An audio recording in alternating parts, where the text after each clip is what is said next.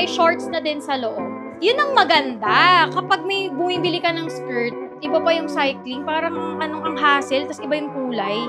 Kapag mababa lang, mga nasa 40 minutes, mga 1 hour to 2 hours, yung babalikan mo yung salamin. Guys, bago kayo magpunta sa cashier, tanong nyo muna kung nagka-card ba sila or cash. Bago ko ipagmalaki sa inyo, mahal! 600 pesos lang, te. Hi guys! Welcome back to my channel. And for today's video, ngayon ay magbe-Vietnam haul tayo. And last month, nagmunta ako ng Vietnam. Pero, onti lang yung nabili ko. Pero ngayong June, talagang binonggahan ko dahil kasi ang daming magaganda and quality talaga. Mako-compare ko yung quality ng Thailand sa Vietnam. And I love Vietnam. Babalik ako doon.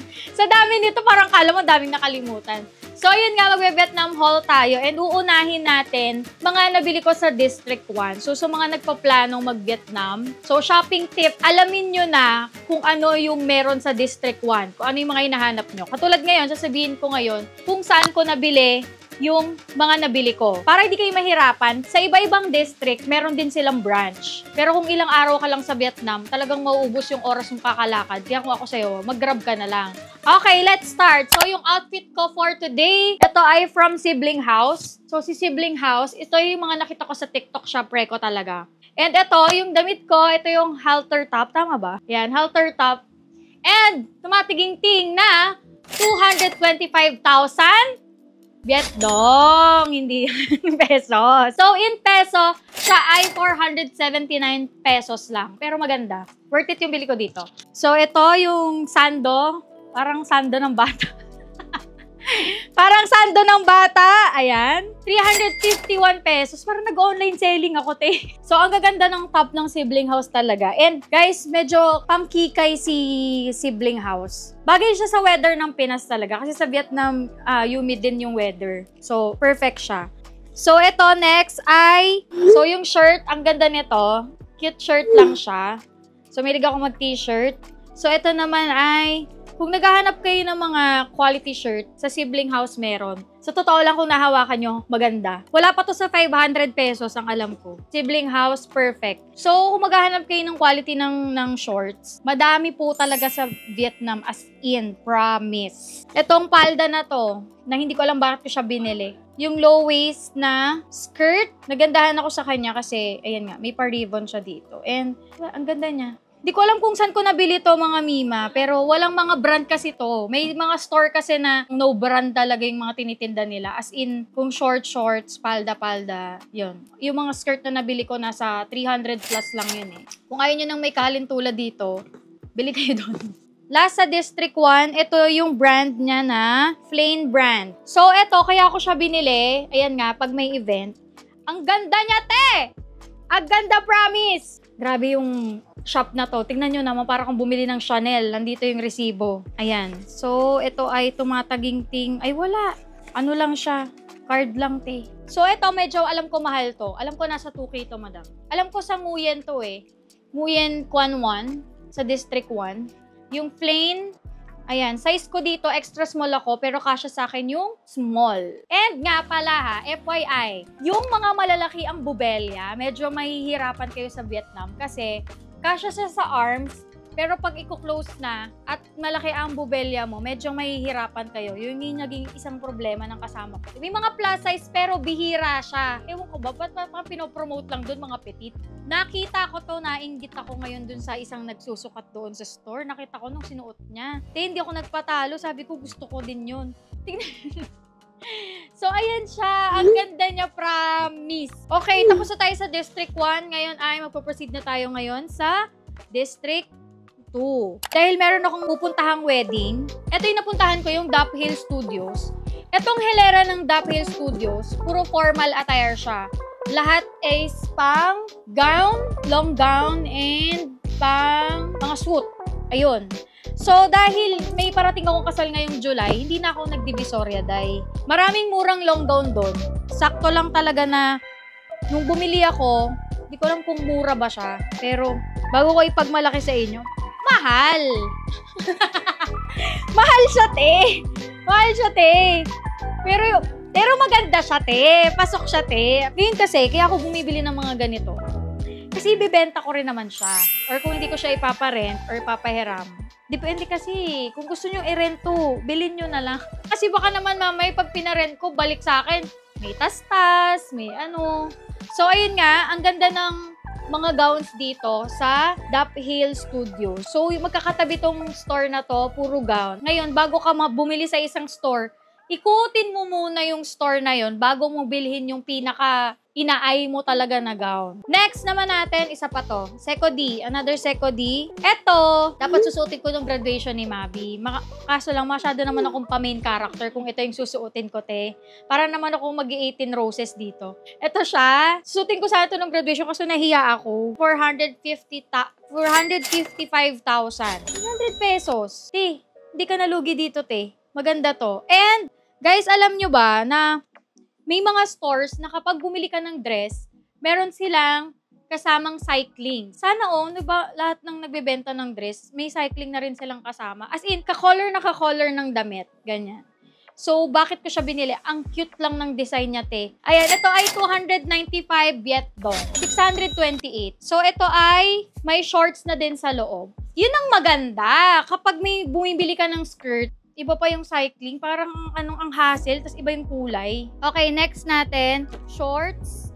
Short siya ng Anna Kiki. And ang ganda nung pagka-white niya kasi hindi bakat ang panty. Yun yung nagandaan ako sa white short nila, hindi bakat yung panty. So, ito ay 420,000. Mahal, 1,000 pesos. 800, palapit na, te. Malapit na sa 1,000. Next, yung brand na Cherry. Ito, nagustuhan ko siya dito. Ito, nabili ko siya sa District 3. Tapos yung building siya, puro siya fashion clothes talaga, as in. Ito yung Reply 1987. Ayan siya. Ito yung pants niya. Ito yung top niya. And ito yung pants. So, 398 Viet Dong itong mag-co-ords na to. So, in peso, siya ay nasa 848 pesos. So, ito si Made by Mom Project. Medyo pricey yung mga tinda nilang dress. Kasi, pang-event talaga, te. As in, ang gaganda talaga. Ito yung bagong nilang piece ngayon. Ito ay 550 Viet Dong. 1-1 lang. Top na to. Hindi ko rin alam ba't ko siya binili. Pero alam ko magagamit ko siya sa event. Sobrang ganda niya. As in, nasa 850 Viet Dong. 1.8. So, ito 1.8. Kung ma-party ka, ayan, ma-event ka, perfect tong Made by Mom Project na to. Dexus. Buti na lang, itong Dexus, hindi ko alam bakit wala silang card. Nung magbabayad na ako, sabi nila cash only, te. So, buti na lang yung tabi nila ay ATM. Ngayon, hindi rin nila alam pag sinabi mong ATM. Mga nga pakate sa mga sasabihin nila. Eh di lumabas ako. Paglabas ko, buti may ATM nakapag-withdraw ko. Ewan ko lang kung nung gabing yon baka naman offline na sila. Pero ang ganda ng store nila, sayang naman kung cash lang sila. Sa Dexus, ito yung dress. Nagandaan ako sa dress nito, parang mom dress siya. So, ito ay 1.1 million Viet Dong. Bili kasi ako sa dress eh, kaya binili ko siya eh. Nagustuhan ko siya eh. 2,300 pesos. 2,300 pesos. So, another co-ords. Ito yung ano niya, balloon, parang shorts niya, balloon type. So, yung short ay 900,000 Viet Dong. Mahal. 2K na yung shorts. 2K na yung shorts. So, medyo mahal si Dexus. For me, huwag kayong bumili. Kung may budget ka para sa 2K te, sa isang short lang, why not? Pero kasi ako, nagandahan kasi ako sa kanya, kaya ako siya binili. So, itong top na to na isang piraso na ganito kanipis, ito ay 649 Viet Dong. Ang mahal. 1.3. So, kung nakamagkano ako, medyo pricey si Dexus. Hindi ko siya ma-recommend. Ito, natawa ko sa ano niya. Si 11, parang katulad niya ng logo si Celine. O siya si Tory Burch. So, si 11, nabili ko dito ay, ito lang, te. Tingnan mo naman yung paper bag, te. Sana binigay niya na lang sa akin. Ito ay ang mahal naman pala nito. Crop top lang. 1.2. Sana hindi na ako nag-convert. Ano ba yan? Ang technique kasi dyan, wag po kayo mag-convert. Ayan. So, 11. Ayan lang. Pero yung crop top niya, maganda yung tela. Next natin is itong Teen 4. Itong co-ords na to, sobrang ganda niya as in. Promise. So, skirt siya. Yung top niya ay paganito. Parang magpa-party. Yan. O, diba? Kulang na lang magpa-breastfeed ka sa style ng damit. Wala siyang price, pero feeling ko nasa 500, 600 or 800 pesos to. Meron silang pa-free na, ay tama pala, meron din akong biniling skirt. Ang ganda, diba? Serve ko to. Ito ay 400,000. 1,000?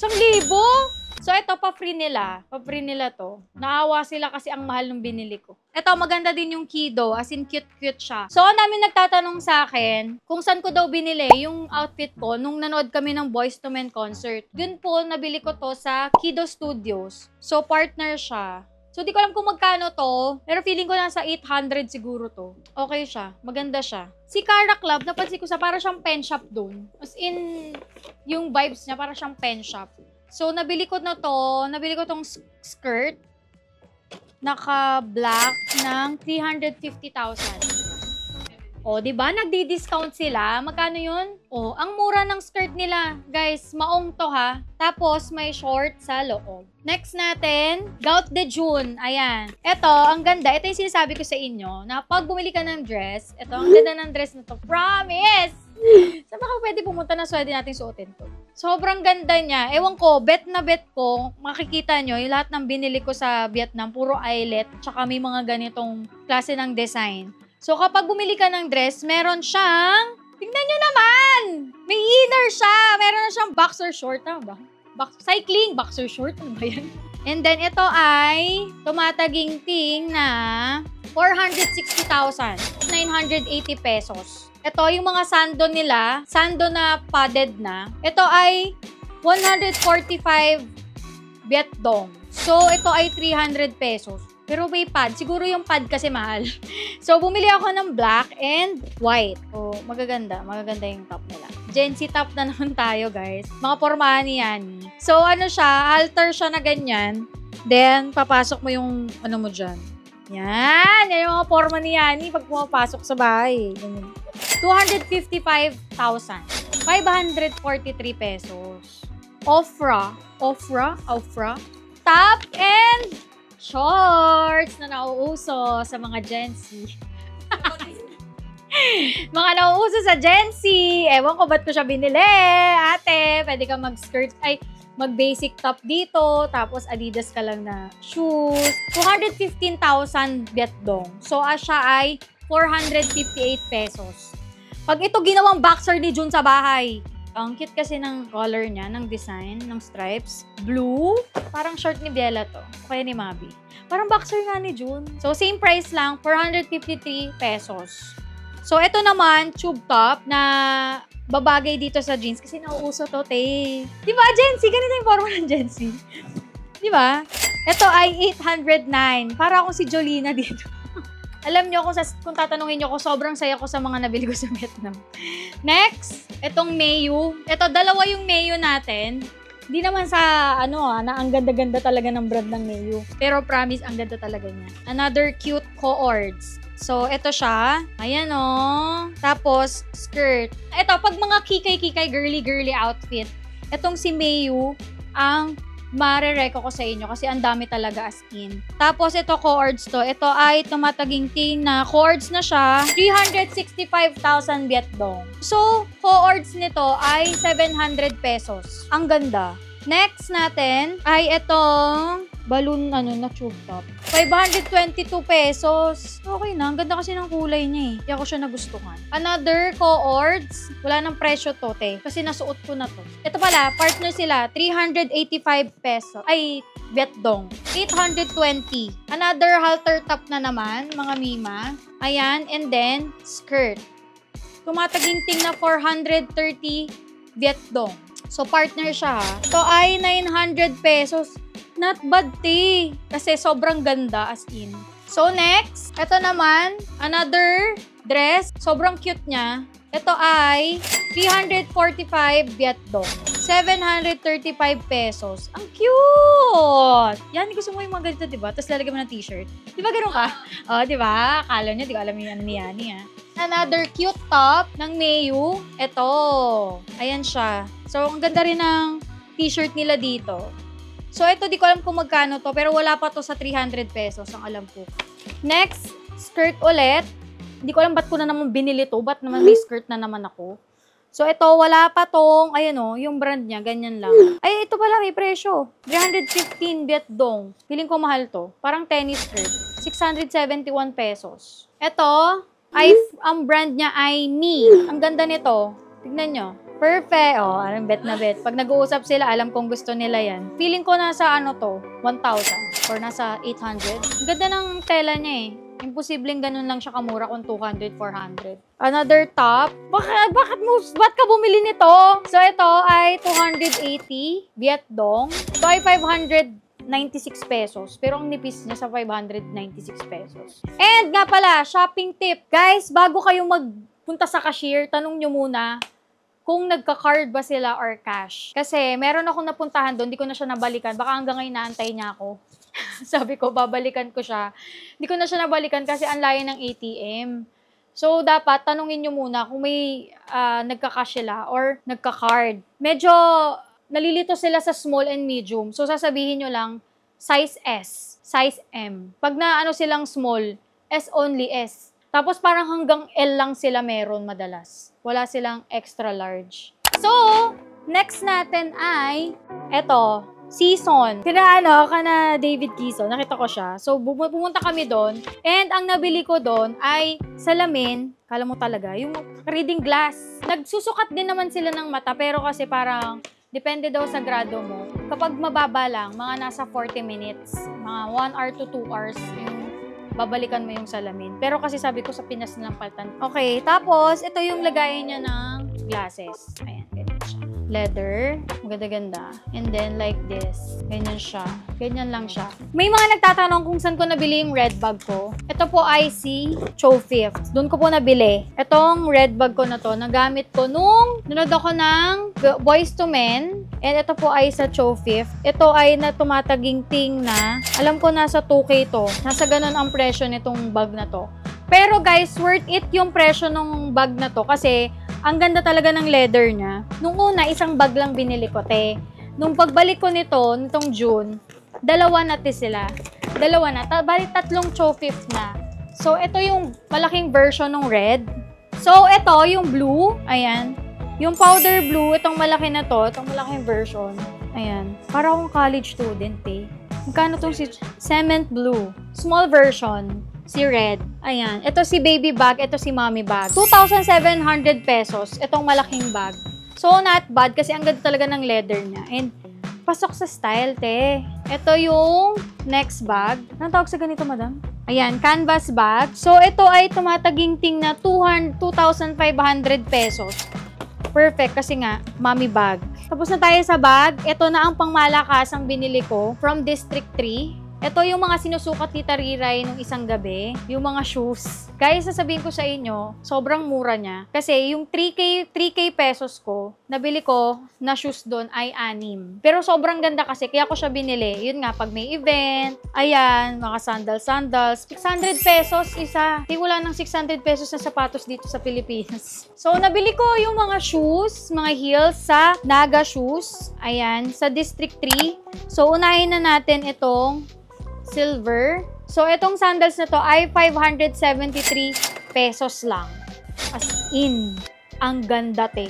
Hilera ko para magandahan kayo, ah. Second shoes, di naman sa mahilig ako talaga sa silver, Tapos, dito sa Naga Shoes, nakakatawa kasi 37 ako. Pagdating dito, 38. So, hindi fix yung size niya. 552 pesos lang tong heels na to. Ito, nagustuhan ko siya kasi dahil pag naka-shorts, white shorts, ayan, tapos basic top lang, polo, 280 Vietdong is 596 pesos lang siya. So, ang ganda niya. Nakita niyo. Ito, ang ganda nito, swear. Kaya ko siya binili. Sobrang gandaan ako sa kanya. So, ito ay 300 Vietdong. 600 pesos lang, te. Ito, tinan nyo. 37 ako dito. Sa iba, 36. Patulad nito, 37 ulit ako. Ito ay 679 pesos lang. So, itong ballet shoes ay 618 pesos lang. So, that's all for my Vietnam haul. And sana sa mga magbe-Vietnam, mag-ready kayo dahil sobrang init. Medyo puro lakad talaga. Yung 20,000 steps pala ang linakad ko doon. So, sa mga shop naman, yun nga, yung mga nasabi ko from District 1 to 3.